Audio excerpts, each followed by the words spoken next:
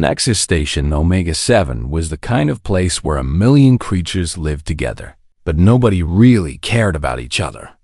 Ships came and went every hour. Traders sold strange goods from distant worlds.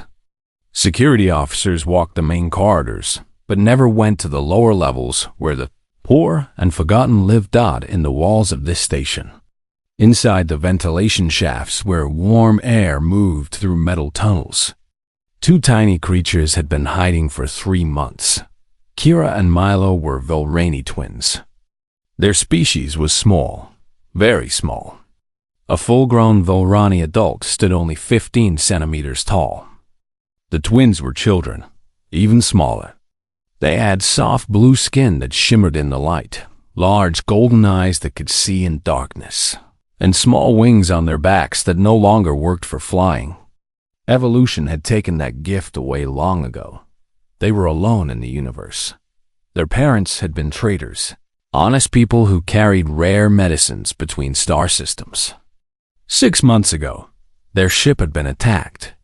Kira still had nightmares about the sounds, the screaming, the fire, the way their mother had pushed them into an escape pod and told them to hide, to run, to survive. The escape pod had drifted for weeks before another ship found it. That ship had brought them here, to this station, and then left them. Nobody wanted 2 orphan Velrani. They were too small to work, too weak to fight, too insignificant to matter. So the twins had learned to survive in the walls. They ate scraps from garbage bins.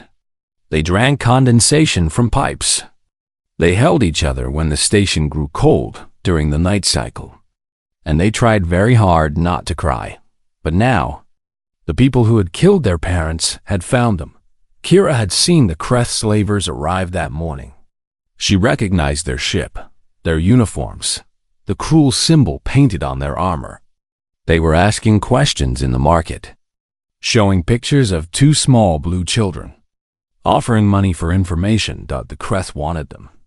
Velrani children were rare and valuable. Rich collectors on dark worlds paid enormous sums for living decorations, for pets that could speak and sing and beg. Kira had grabbed her brother and run.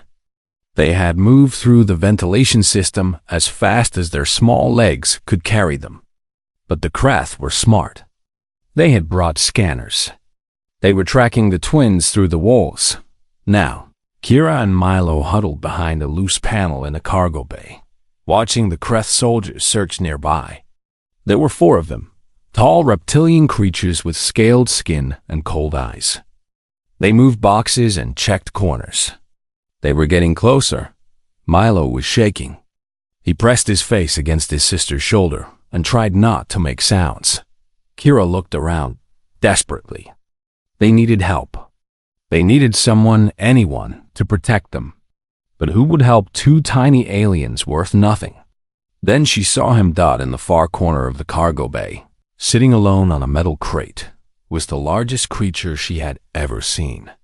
He was eating something from a package, chewing slowly, staring at nothing.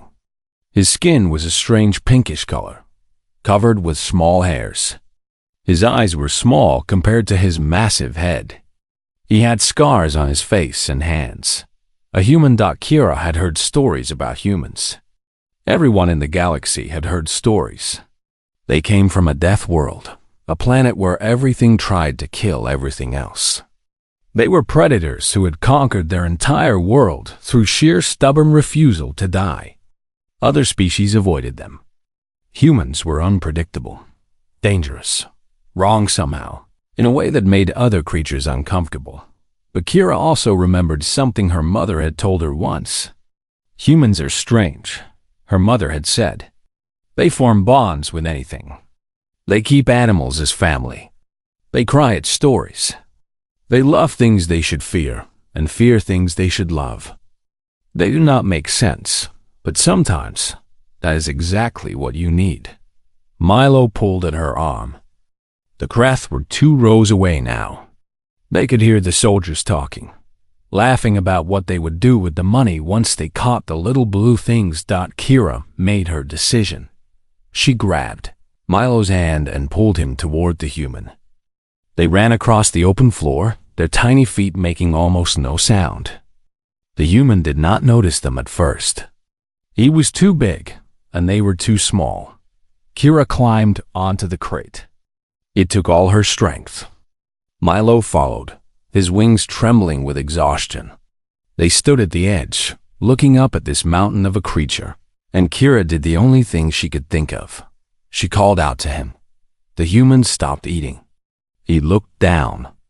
His eyes, small and dark, found the two tiny figures standing on his crate. For a long moment, he simply stared. His face showed no expression that Kira could read. Then, slowly, carefully, he lowered his hand. His palm was enormous, big enough for both twins to stand on with room to spare. His fingers were thick and scarred, capable of crushing them without effort. Kira stepped onto his palm. She pulled Milo with her. They stood there, shaking, looking up at this giant who could end them with a thought. The human lifted his hand and brought them closer to his face. His breath was warm. His eyes studied them with something that might have been curiosity. Kira spoke in Galactic Common, the words coming out shaky and broken. She told him about the Kreth, about their parents, about the slavers who wanted to catch them and sell them to collectors. She told him they had no one, that everyone had refused to help, that they were going to be taken and they would never see each other again. When she finished, her voice broke and tears spilled down her blue cheeks. Milo was crying too, his small body pressed against hers. The human looked at them for a long time. Then he looked at the Kreth soldiers, still searching through the cargo bay, getting closer with every minute. He set down his food. His face changed. Something hard and cold moved behind his eyes. Something that made Kira understand, suddenly, why other species feared humans. It was not their size or their strength. It was this look, this decision being made. The human spoke. His voice was deep and rough, like rocks grinding together. "Show me," he said. Kira did not fully understand what those words meant. She did not know what she had just set in motion. She did not know that this single moment, this choice to ask a human for help, would change everything. She only knew that for the first time in months, she felt something other than fear. She felt hope. The human's name was Marcus Cole. He was 43 years old by Earth counting, which made him middle-aged for his species. He had spent the last 15 years hauling cargo between star systems, alone on his ship, taking jobs that paid enough to keep flying and not much more. He was not a soldier. He was not a hero. He was just a man who moved boxes from one place to another. But he had once been a father. That was a long time ago, and he did not think about it often because thinking about it hurt too much. His daughter would have been about the age of these small blue creatures now, if she had lived. If the accident had not happened. If he had been faster, smarter, better. He had not been able to save her, but maybe he could save them. Marcus kept the twins in his jacket pocket as he walked through the station's lower levels. They weighed almost nothing. He could barely feel them through the fabric. But every few minutes, he touched the pocket gently, just to remind himself they were there, just to let them know he had not forgotten. First, he went to station security. The office was clean and bright, filled with officers from a dozen different species.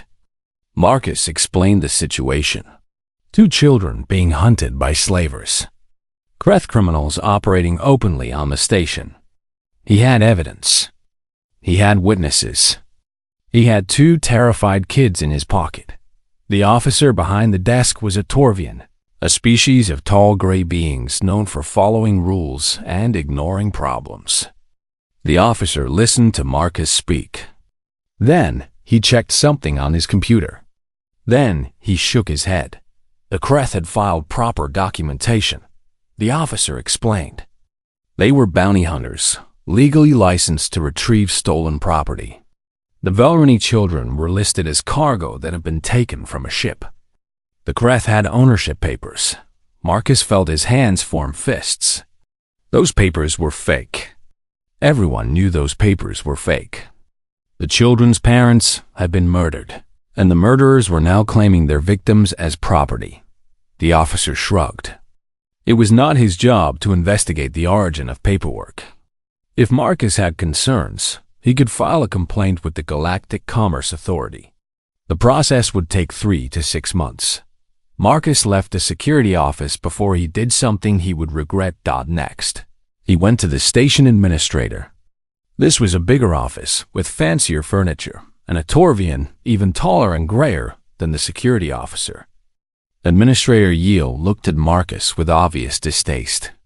Humans were barely tolerated on this station. They smelled wrong. They moved wrong. They made other species nervous. Yale listened to less than half of what Marcus said before interrupting. The station could not involve itself in private disputes. The Velrani were not citizens. The Kreth had legal documentation. Humans should not meddle in matters they did not understand. Marcus asked what would happen to the children if the Kreth took them. Yale paused. Then he said, very carefully, that it was not the station's concern what happened to cargo after it left the docking bays. Cargo. He called them cargo. Marcus left that office too. But this time, he was not frustrated. He was not angry. He was something colder and more dangerous than anger. He walked back to his ship, a battered old freighter called the Persistence. The name had seemed funny when he bought it. Now it seemed like a promise. He sat in the pilot's chair and took the twins out of his pocket. They sat on the console in front of him, looking up with those huge golden eyes. The girl, Kira, was trying to be brave. The boy, Milo, was still shaking. They asked him what would happen now. They asked if he would hand them over to the Kreth. They asked if they should run again. Marcus looked at them for a long moment. Then he opened a communication channel and began typing a message. The message was simple. It described the situation. 2 kids, slavers, corrupt authorities. No legal options. It ended with a question. Anyone willing to help? He sent it to every human on the station. There were only 7 others. 2 women who worked in the repair docks. 3 men who ran a small shipping company. 1 engineer. 1 cook from the food court. None of them were soldiers either. They were just people, working far from home, trying to make a living in a galaxy that did not particularly want them. Within 1 hour, all 7 had responded. Elena, one of the dock workers, arrived first. She was shorter than Marcus, but built like someone who had spent her life lifting heavy things. She looked at the twins, and something soft moved across her hard face. The others came quickly after. They gathered in the cargo hold of the Persistence, 8 humans in a circle, looking at 2 tiny blue children who did not understand what was happening. Marcus explained the plan. It was not complicated. The Kreth had 12 soldiers. They were strong, well-armed, and experienced. But they were also confident. They expected no resistance. They thought they were hunting helpless prey. They did not understand humans. On Earth, Marcus explained, their ancestors had hunted animals 10 times their size. They had done it by working together, by communicating without words, by never giving up no matter how tired or hurt they became. Humans had a trick that no other species in the galaxy could match. They could run forever. They could keep going when their bodies screamed at them to stop. They could chase prey until it collapsed from exhaustion. And then they could fight. The Kreth thought they were the predators here. They were wrong. The cook, a man named David, asked what they should do with the slavers once they caught them. Marcus thought about it. He thought about what these creatures had done to the twins' parents. He thought about what they planned to do with the children. He thought about every dark and violent thing living inside him. Then he looked at Kira and Milo, still sitting on the console. still watching him with absolute trust. He said they would not kill the Kreth unless they had no choice. They would stop them, capture them, hand them over to authorities in a different system where the bribes had not reached. They would do this the right way, because the twins were watching, because children learned from what they saw, because Marcus had done dark things in his life, but he would not do them in front of kids who still believed in goodness. The 7 other humans nodded. They understood that by midnight they were ready. The hunt would begin at first light, and for the first time in years, Marcus Cole felt like himself again. The Kreth moved through the lower corridors of Nexus Station like they owned them. In a way, they did. They had paid the right people. They had the right papers. Nobody would stop them. Captain Vex Croth led his 12 soldiers with the confidence of someone who had never lost. He was tall even for his species, nearly 2.5 meters of scaled muscle and bad intentions. His eyes were yellow and cold, like a snake waiting to strike. They had tracked the Varani children to a cargo bay on level 7. The little creatures had been seen with a human, which was strange but not concerning. Humans were big and stupid. They minded their own business. One human would not interfere with Kreth operations. Vex had done this 100 times before. Find the target. Grab the target. Sell the target. Simple. He did not know that everything had already changed. At exactly 6 in the morning, station time, the lights in Corridor 7 went out. Not a flicker. A complete shutdown.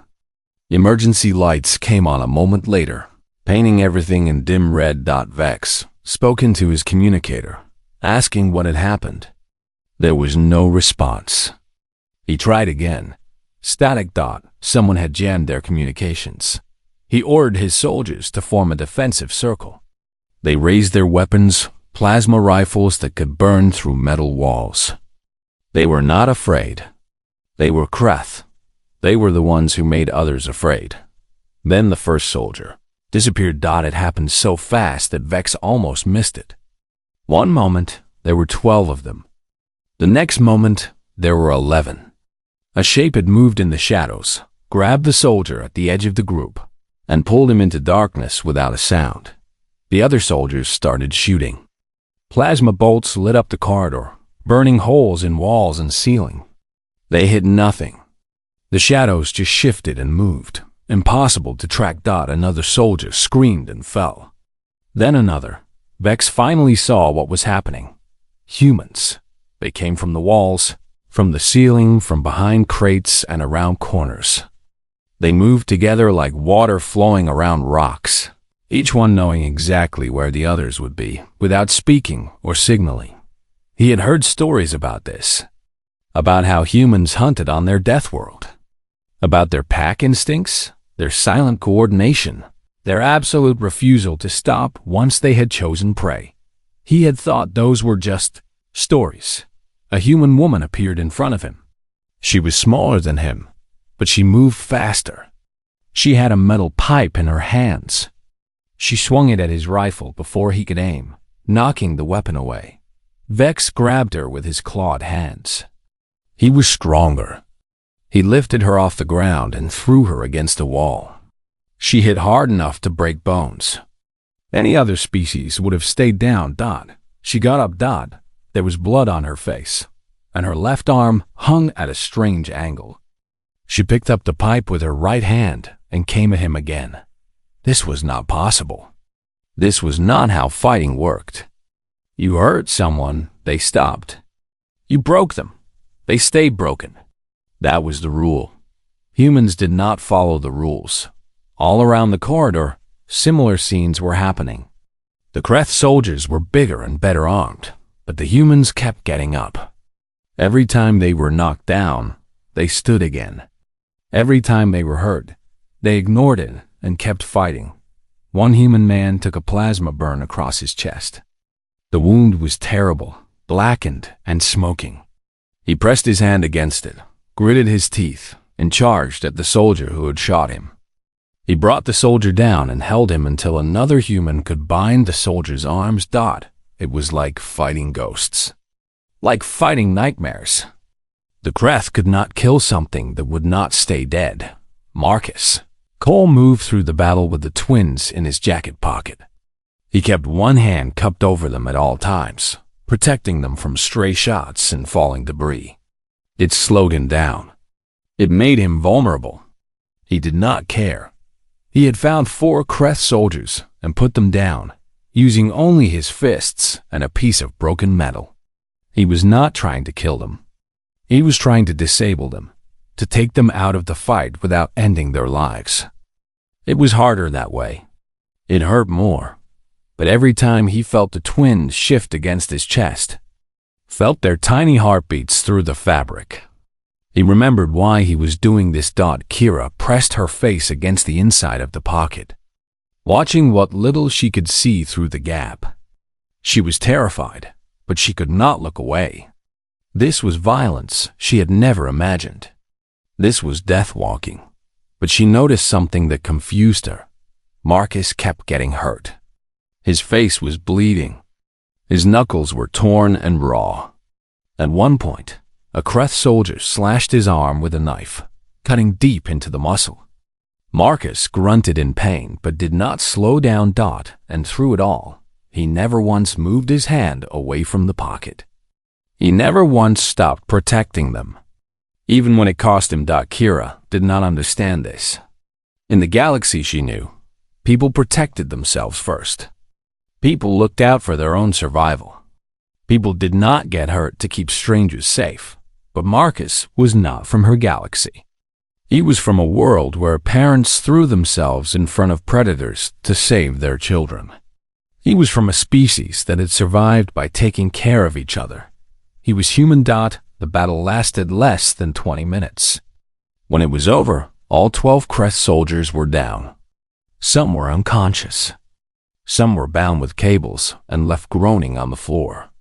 None were dead. 7 of the 8 humans were injured. Elena had a broken arm and burns across her shoulder. David the cook had a deep gash across his back. One of the shipping company men was barely conscious, propped against the wall and breathing in short gasps. But they were all alive. And they were all smiling. Marcus found Captain Vex Croth trying to crawl away through a maintenance hatch. He pulled the Kreth captain out by his tail and threw him against the wall. Vex tried to fight, slashing with his claws, snapping with his jaws. Marcus broke his arm with one clean motion. Then his other arm. Vex screamed and fell helpless, looking up at this human with new understanding in his yellow eyes. The human stood over him, covered in blood that was both his and others. Behind him, the other humans gathered, carrying their wounded, standing together in the dim red light. Vex had never believed in monsters before. Now he did. The news spread through Nexus Station within hours. 8 humans had defeated 12 Kreth slavers. The battle had happened in the lower corridors, far from the eyes of respectable citizens, but everyone heard about it. Aliens of every species whispered to each other in the markets and corridors. They had always known humans were dangerous. Now they had proof. The stories about Deathworlders were true. Humans were monsters wearing friendly faces. Station security finally showed up, long after the fighting was over. They arrested the Kreth soldiers on charges of illegal weapons discharge and disrupting station operations. The charges were minor, almost insulting, but they were enough to hold the slavers until a Galactic Authority ship could arrive. Administrator Yeo called Marcus to his office. The tall gray Torvian sat behind his expensive desk, looking at the human with something between fear and disgust. The administrator explained that Marcus had broken several station laws, fighting without authorization, damaging station property, interfering with legitimate business operations. There would be fines. There would be investigations. There would be consequences. Marcus listened without speaking.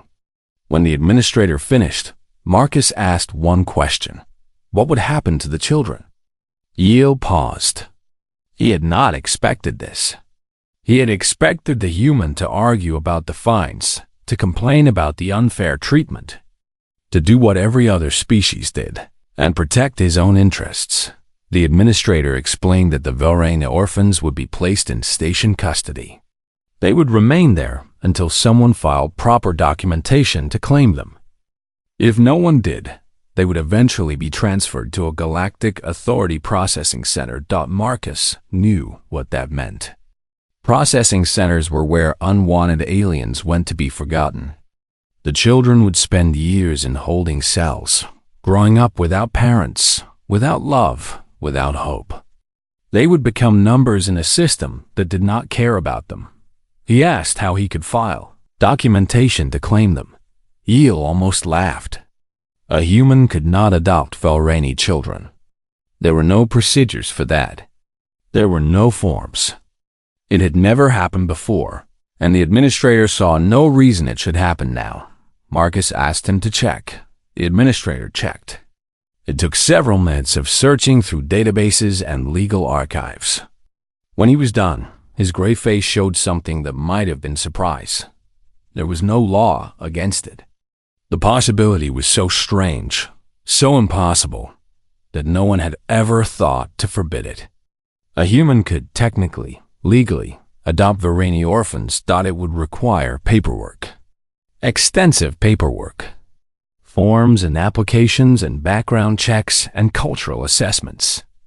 It would take weeks, maybe months. No sane person would attempt it. Marcus asked for the first form.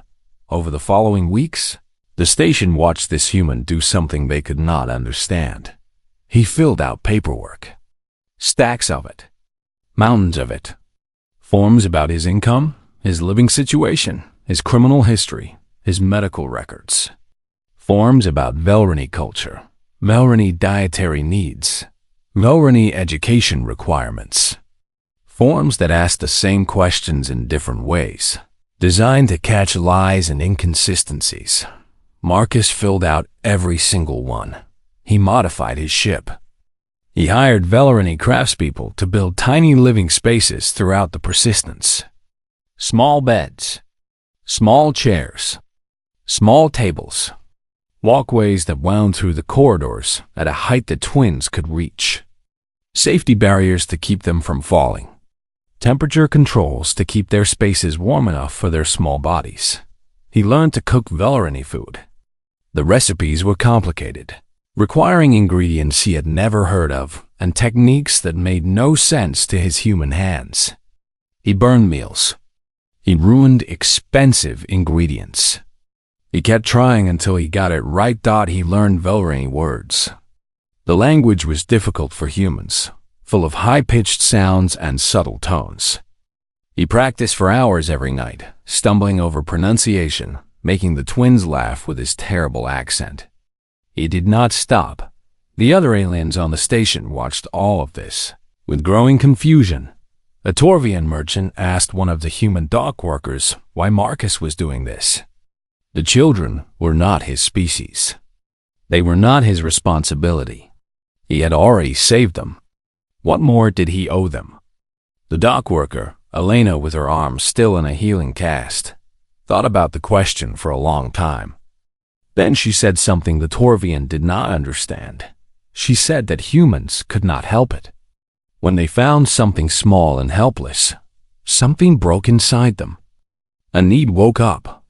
A compulsion to protect, to nurture, to love. It did not matter if the thing was human or not. It did not matter if it made logical sense. Humans formed bonds with anything, and those bonds were stronger than fear, stronger than self-interest, stronger than death. The Torvian did not understand this. His species formed relationships based on mutual benefit. You helped others because they could help you. There was always an exchange, a transaction, a balance. Humans were not balanced. Humans were broken in a way that made them stronger. 2 months after the battle in the corridors, Marcus completed the final form. He submitted it to Administrator Yale, who reviewed it with obvious reluctance. Everything was in order. Every requirement had been met. There was no legal reason to deny the application. Administrator Eel signed the approval. Marcus Cole was now the legal guardian of Kira and Milo, Velrani orphans, children of a murdered family, survivors of a hostile galaxy. He found them waiting in his ship, sitting on the tiny beds he had built for them, playing with toys he had bought from Velrani traders. When he walked in, they looked up at him with those huge golden eyes. He knelt down, lowering himself to their level, and told them the news. Milo did not understand at first. He asked what it meant to be a guardian. Marcus thought about how to explain it. He could talk about legal definitions, about rights and responsibilities, about paperwork and procedures. But that was not what Milo was asking. He said it meant they would never be alone again. It meant they had someone to take care of them, to protect them, to love them. It meant they were family now. Kira asked if he would leave them. Everyone else had left them. Their parents had died. The rescue ship had abandoned them. Every adult they had trusted had disappeared. Marcus picked them up, both of them together, holding them gently against his chest. He said he would never leave them. He said that humans made promises and kept them. He said that he had been alone too, for a long time. And he did not want to be alone anymore either. They stayed like that for a long time, the giant and the tiny ones, holding each other in the cargo bay of a battered old freighter. Outside, the galaxy kept spinning. Wars were fought. Empires rose and fell. Species lived and died. But in this small ship, something new had been born. A family that should not exist. A bond that made no sense. A human who had found something to live for. 6 months had passed since the battle on Nexus Station. The Persistence flew through deep space, its engines humming a steady song, its hull scarred by years of hard work and harder travel. Inside, the ship had been transformed. Tiny walkways ran along the walls, built at heights that small Velrani legs could reach. Small doors led to small rooms filled with small furniture. The cargo bay had been converted into a play space, with climbing structures and soft landing pads and toys from a dozen different worlds. Marcus had learned to move carefully. He checked his steps before taking them. He looked before he sat down. He kept his voice soft and his movements slow. The twins were not fragile, not really, but they were small. And he never wanted them to feel afraid of him. This morning, he sat in the kitchen area, watching Kira and Milo eat breakfast at their tiny table. He had cooked Velrani grain cakes, following a recipe he had memorized after burning them 17 times. They were not perfect, but they were close, and the twins ate them with enthusiasm. Milo had grown in the past months. He still shook sometimes when sudden noises startled him or when bad dreams came at night. But he smiled more now. He laughed more. He had started telling jokes that Marcus did not always understand but always pretended to find funny. Kira had changed too. The hard survival instinct that had kept her alive in the ventilation shafts was softening. She no longer hoarded food in her sleeping space. She no longer checked the exits every time she entered a room. She was beginning to trust that the danger had passed. They called him Father. Not at first. At first, they had called him Marcus, or sometimes Human, or sometimes Sir. But one night, 3 months into their life together, Milo had woken from a nightmare. He had been crying for his mother, his real mother, the one who had died saving him. Marcus had held him for hours, speaking soft words, promising that the bad things were over. When Milo finally stopped crying, he had looked up at Marcus with wet golden eyes and called him father. The word had come out in Velrani, a term that meant something like giant who protects. And Marcus had felt something break open inside his chest. Kira had started using the word the next day. She had been shy about it, unsure if she was allowed. Marcus had picked her up, held her close, and told her she could call him whatever felt right. Now, the word came naturally. They were a family, strange and mismatched and impossible, but real. The ship was heading toward the Vilrani homeworld.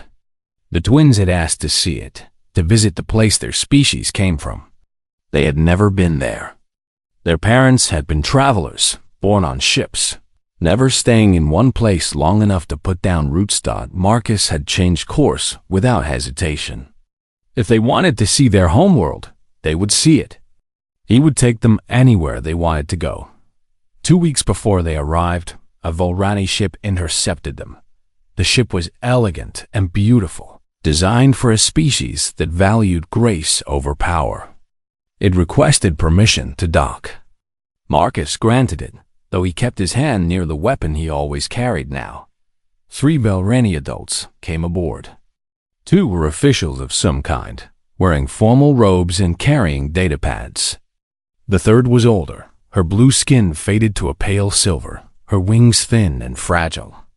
She introduced herself as Elder Vesa, a representative of the Vilrani Cultural Council. They had heard stories, she explained. Stories of human violence and human tenderness. Stories of tiny children adopted by a giant from a death world. Stories that did not make sense. They had come to see for themselves. Marcus showed them the ship. He showed them the tiny living spaces, the safety barriers, the temperature controls. He showed them the kitchen where he cooked Vilrani meals. He showed them the play space in the cargo bay, where Kira and Milo were even now climbing structures and laughing. Elder Vesa watched the children play. She watched how they ran to Marcus when they got tired, how they climbed onto his shoulders without fear, how they pressed their small bodies against his massive frame with absolute trust. She asked him why Marcus did not understand the question at first. Why what? Why had he saved them? Why had he adopted them? Why had he changed his entire life for 2 creatures he could crush without effort? Elder Vesa clarified. She wanted to know why a human, a species known for violence and destruction, would sacrifice so much for children of another kind. What did he gain? What was the transaction? Marcus thought about the question for a long time. He looked at Kira and Milo, still playing, still laughing, still alive because he had chosen not to walk away. He told Elder Vesa about his daughter, about the accident, about the years he had spent alone, carrying a grief that never got lighter. He told her that humans needed to be needed. They needed something to protect, something to love, something to live for. He said that every species in the galaxy thought humans were terrifying because they were hard to kill. But that was not what made humans special. What made humans special was that they loved too easily, too deeply, too completely. They formed bonds that did not make sense. They died for creatures they had only known for hours. They built families out of strangers. The galaxy should not fear human violence, he said. The galaxy should fear human love. Because when a human loved something, there was no force in the universe that could make them stop. Elder Vesa was quiet for a long time. Then she did something unexpected. She bowed to him, a deep Vilrani bow that meant profound respect. She said that her species had been wrong about humans. They had seen only the claws and missed the heart. She thanked him for proving that the galaxy was bigger and stranger and more wonderful than anyone had imagined. Before she left, Kira and Milo ran to say goodbye. They spoke to her in Vilrani, stumbling over words they were still learning, asking if she would tell other Vilrani about their family. Elder Vesa promised she would. She said that stories about them were already spreading. Other species were hearing. Other species were wondering. Maybe, she said, things would begin to change. After the Vilrani ship departed, Marcus sat in the pilot's chair, staring at the stars. Kira and Milo climbed onto the console, their favorite spot, and looked up at him. Kira asked if he was happy. Marcus thought about the question. He had spent years running from pain, hiding in work, pretending he did not need anyone. He had told himself that being alone was safer, that caring hurt too much, that love only led to loss. He had been wrong. He picked up the twins, one in each hand, and held them close to his chest. He told them yes. Yes, he was happy. Happier than he had been in a very long time. Milo asked where they would go after the Volray homeworld. Marcus smiled. Anywhere, he said. Everywhere. The galaxy was vast, and they had a ship, and they had each other. That was more than enough. The Persistence jumped to hyperspace, carrying its small family toward new adventures. Behind them, word continued to spread across the stars. The story of the tiny aliens who asked a human for help, and the human who did what no one anticipated. He loved them, and nothing in the universe would ever make him stop.